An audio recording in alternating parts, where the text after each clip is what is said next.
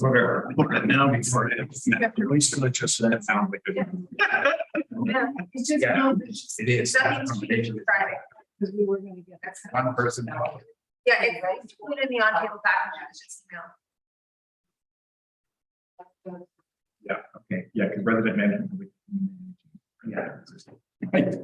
Okay, yeah, you remember those words. okay, we are live now. Okay, thank you. Okay. Okay. Thank you.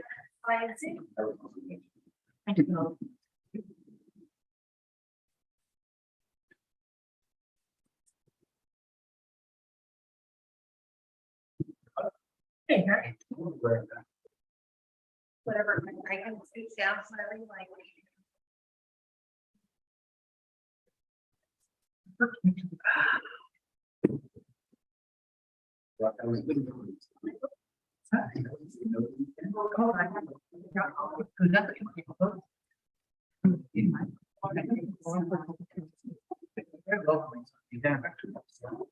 You need. I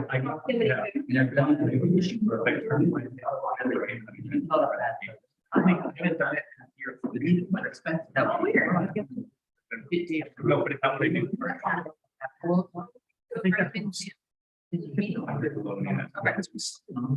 Oh, here, I see you.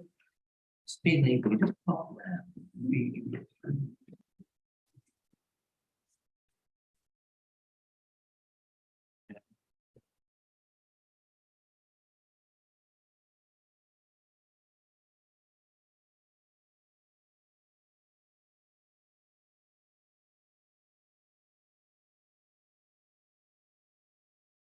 Right, everybody ready? Ready? Okay, go forward. Good afternoon, everybody, and everybody that's with us on the screens. Welcome. This will be the revised agenda for a public hearing Tuesday, May 24th, 2022. The opening of the public hearing, I would like to acknowledge that with gratitude we live, work, and play on the traditional unceded territory of the Squamish Nation. These people for generations have been stewards of these lands and waters surrounding the Guam Island.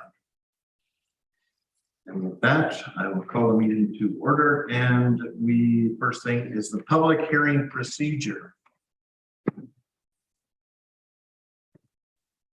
Public hearing, reading land use amendment bylaws number 562, 2022 and bylaw number 564, 2022.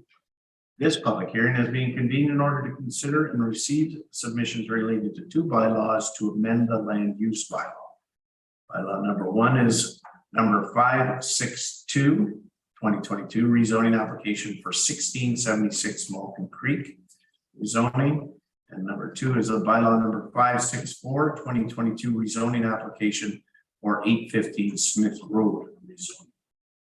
Anyone who believes that their interest in property is affected by the proposed bylaws will be given a reasonable opportunity to present verbal or written submissions respecting the matters contained in the proposed bylaws.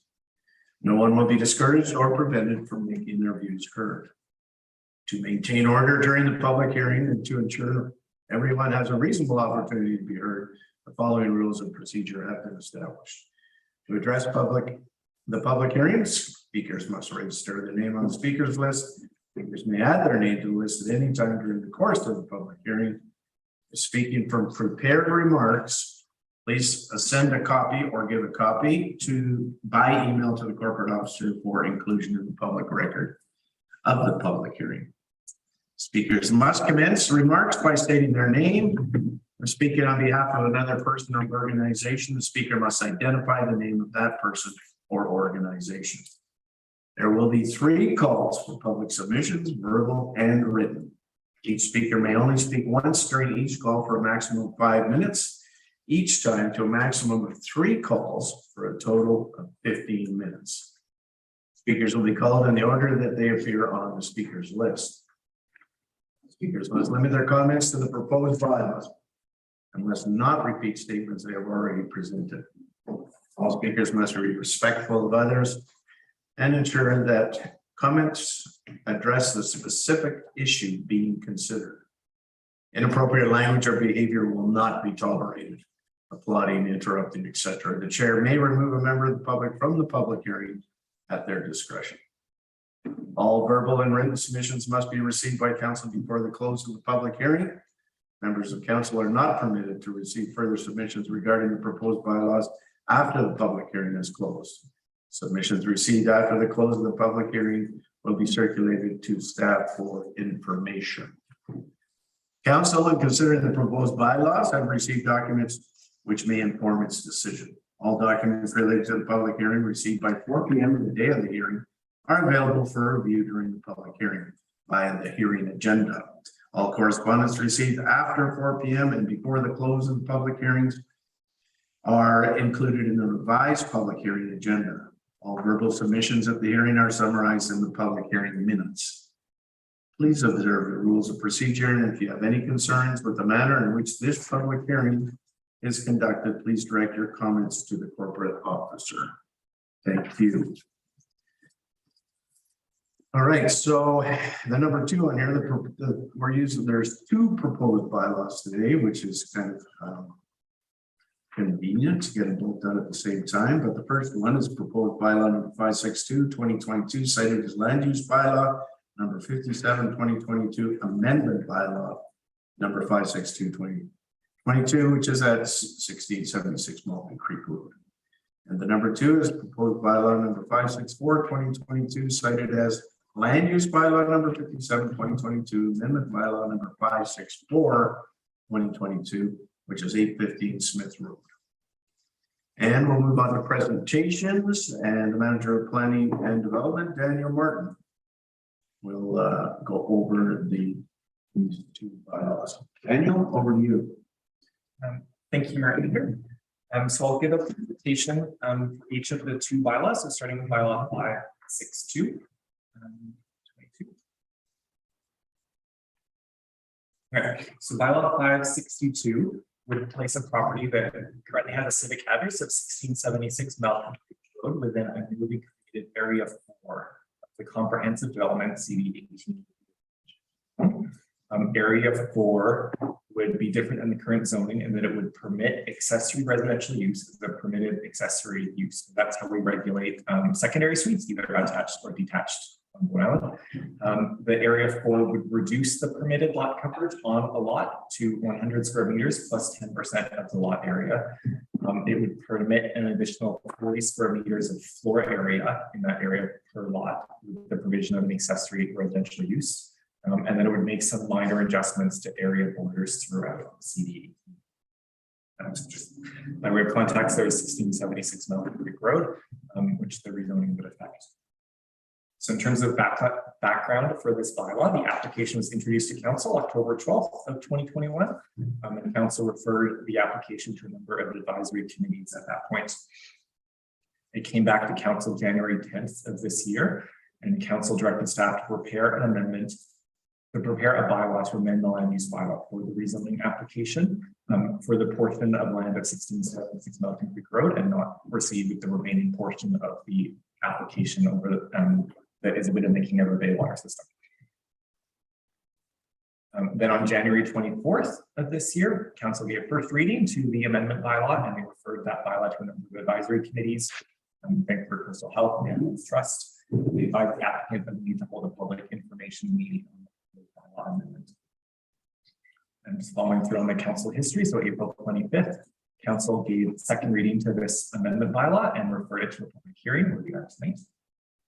In terms of some of those referral responses, so the Islands Trust at their March 8th meeting, the executive committee resolved that the amendment bylaw 562 is not contrary to or at variance with the Islands Trust policy statement. The Advisory Planning Commission recommended to council that they support the amendment bylaw. The Environment Climate Action Committee on March 3rd provided recommendations that are here for you. I won't try to read them all, but they're here for your review. The Housing Advisory Committee reviewed this application in February of 2022, and they made some recommendations for council, including to include a provisionary floor area for the creation of secondary suites in the bylaw. Looking about other precedents as well. The Parks and Trails Greenways Advisory Committee provided a recommendation to council on April 5th of 2022 that as the amendment bylaw had reduced in scope, that they support the amendment bylaw. The applicant held a public open house held on Zoom on March 10th of 2022. And as of May 12th, so when this presentation was prepared, there were 7 letters received for this application, all supporting the amendment bylaw. That's the end. And then I will go over now until the presentation for bylaw 564.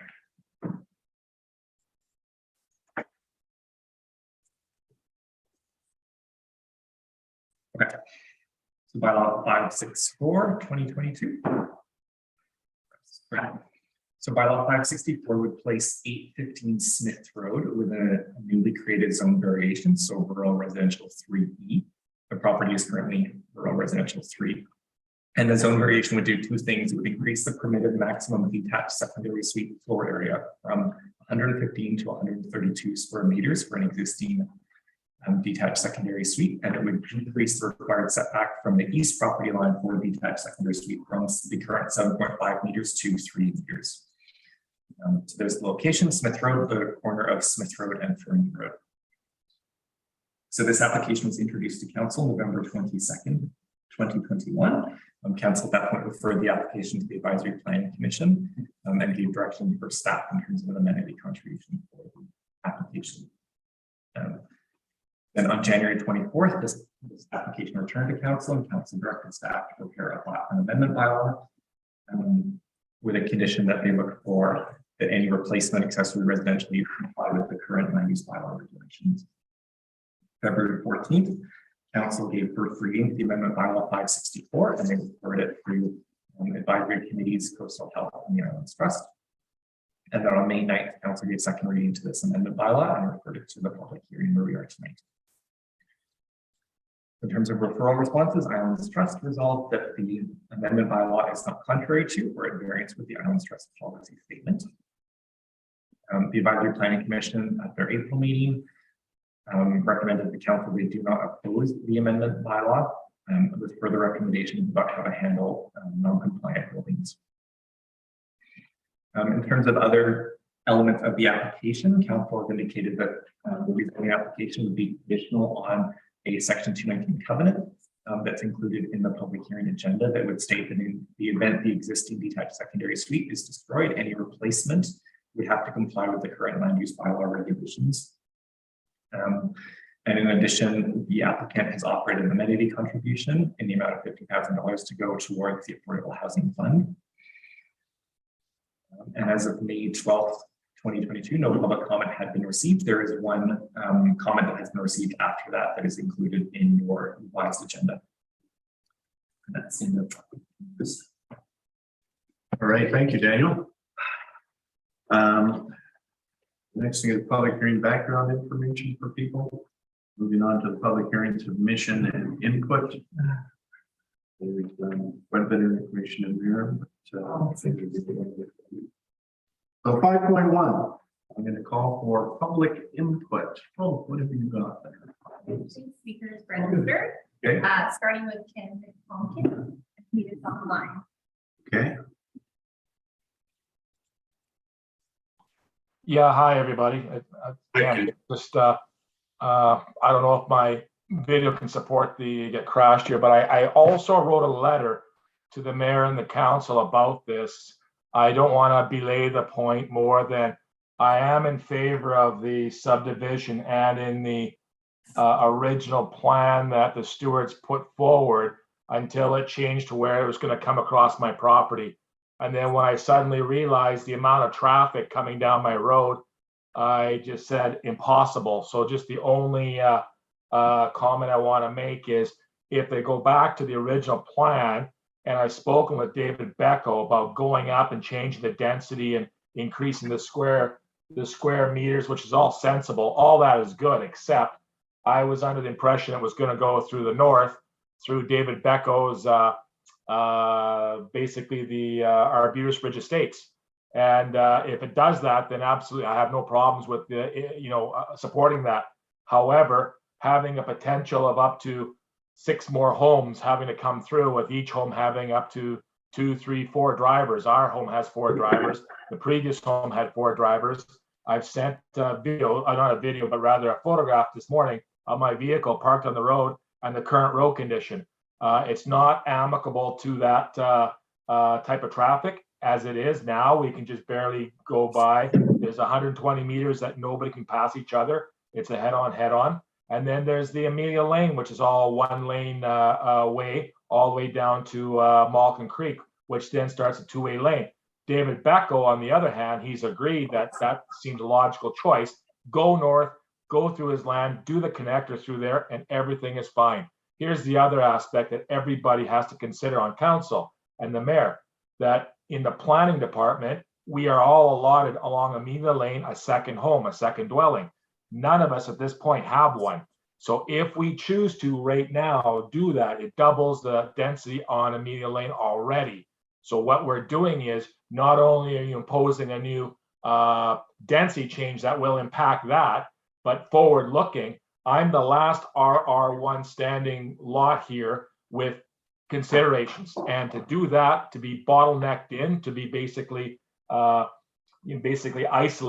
it just behooves me to think that there's not a lot of forward thought of how it's going to come out, the traffic. So that's the only thing I'm going to make. Just refer back to the letter I sent today. I hope you received it. I sent it to myself too, and I did receive it. So appreciate the time, appreciate the deliberation on this issue. But like I say, I'm the last RR1. The original easement that I had to access all those homes was across my property to access what was just one single standing home, the secondary home on 16. What's Ian's address? 1676 Malkin Creek Road.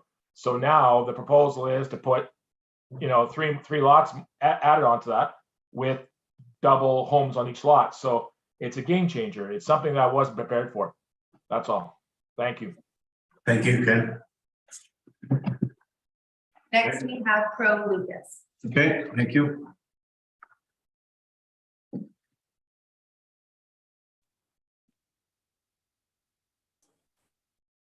Hi, can you hear me? Yes. Ken has basically covered most of the points that I'm going to cover as well. So all I'm going to say is, my concern is that Amelia Lane is aptly named. It is a lane. It's basically an oversized driveway that was basically designed to give passage to 5 houses and other contractors, service providers, et cetera, et cetera. At the moment, the sight lines are almost non-existent. There is a hairpin turn, totally blind turn, which has no stop sign on it, which is the lane that comes from Gonkin's place and Rizwan Ali's place. And all of the traffic is going to be coming to that corner. So my suggestion is that Public Works needs to take a long, hard look at ways to mitigate what I believe will be an accident waiting to happen if this goes through. So thank you for the time, and that's all I have to say about it. Otherwise, in any other way, as Conkin has said, if this was going through Arbutus Ridge, I'd have absolutely no problem whatsoever. All right, thank you, Crow. And next we have Eric Stewart, who's in the room. Hello. Hi, everyone. I don't have much to say other than that Amelia Lane was, I believe, originally built by my father to access that lot before any other houses were up there. And the easement has been there as long as I've been alive. So, and I've never seen an accident on that road either. And I know, Gary, for instance, you have a laneway that's single file down to your house. And I don't believe you've had any accidents on that laneway. Close. Close, but that's the rural living. Well, Thanks. I would like to say something, but he's not good. Okay. All right, so those are the registered ones, folks. Is there anybody else that wants to speak on the first round here? Oh, yes, my name is Rizwan Ali. I sent in a request to Hope to speak on this topic. Thanks for taking the time for hearing me out here. I'm Rizwan Ali. I'm the owner of 1650 Amelia Lane. And the access provisions for all of this subdivision planning are expecting and assuming that they will go across my front yard through my driveway. So the driveway off of the registered driveway of the municipality come off of Amelia Lane to get to one of the homes on 1630 Amelia Lane, and for that secondary existing residence or house from 1676 Malkin Creek Road, enter off of Amelia. They come off of Amelia Lane onto my driveway. So, as I'm not going to belabor the point, Ken has already kind of spoken to the difference between the scope of the infrastructure of the road network between Malcolm Creek to Amelia Lane. It goes from a 7-meter plus 2-lane road with shoulder access, with full with ditches big enough to manage the runoff and the stormwater events that we've been getting increasingly every year. And it skinnies down to between just under 5 meters, most of the way up of Amelia Lane. There's one pullout halfway up the way, which lets you get by, which is great. But the stormwater management has failed this season, and we've had flooding over that road. So that's, we've kind of already reached the capacity of that road because it's steep. And then all of this additional access that is being proposed would come through my driveway, whose entrance is 3.3 meters on the paved part. It turns into a gravel drive past 1610 Amelia Lane's pump house that goes to just around 3.8 meters. It turns to gravel there. And it's a steep banked lane. It's a driveway that's steep banked. The easement does not allow for expanding it without coming into my yard that's not under easement. And that gravel road is already in really rough condition. So, according to the Transportation Ministry's design guidelines for steep banked road, low volume rural roads, you'd need to come into my yard quite a bit to support, I think, the increased traffic that you're proposing. There's a lot of great new infrastructure in Arbutus Ridge, which was the original plan when all of this was brought before the owners of in Malcolm Creek subdivision. I don't think should take note that every owner in Malcolm Creek subdivision has concerns with this plan, and they are the ones who are immediately affected, me being principal, because it comes through my front yard. So that's what I'd say. So so I have very serious concerns about the access provisions you have here. Next, I'd say you're more than doubling the density. That's what the proposal is here. A factor of 3. It's not rural anymore, right? That's what you guys are basically telling us, is that the land use is changing. So this is no longer rural. Certainly not rural in Arbutus Ridge. And this is not a rural usage that is being proposed. Just the practical everyday realities, the garbage collection, how do you expect to, you're talking about ultimately 14 garbage cans are down at the cul-de-sac. It's already a real mess down there, and there's a rat problem. And that on top of the stormwater, there's a bunch of just practical realities about maintaining the quality of life in this neighborhood that I don't think have really been thought. I shouldn't say that.